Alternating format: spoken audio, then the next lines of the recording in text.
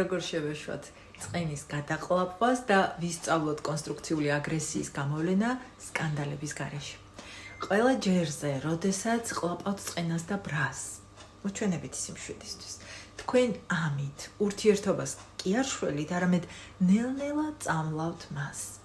ბრაზი თქვენი შინაგანი შფოთის სიგნალია, ის გვატყობინებს, რომ საზღვრები დაირღვა, მოთხოვნილებები დაუკმაყოფილებელია, რესურსი იწურება. ბრაზის აფექტური გამოვლენის ან დამქანცველი სიჩუმის ნაცვლად, მოდით სცადეთ შეცვალოთ თქვენი ჩვეული სტრატეგია.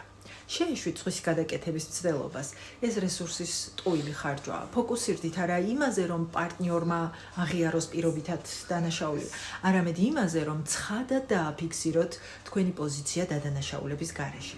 მე შეტყობინებით მომენტში, როდესაც რაიმე მიუღებელია და არა დაგროვებით, რომელიც ბოლოს აფექტით ვლინდება. გამოდით სულ სხვაზე მორგებულის პოზიციიდან. თქვენი ამოცანა არა კამათში მოგება, არამედ ხმის უფლების დაბრუნება და სიცხადის შეტანა ურთიერთობაში. თუ შინაგანად ჟღერს ხმა, რომელიც გიკრძალავთ ბრას ან სხვა ემოციებს, გიწოდებთ ცუდს ან არასწორს, უნდა გაიცნოთ ის ახლოს.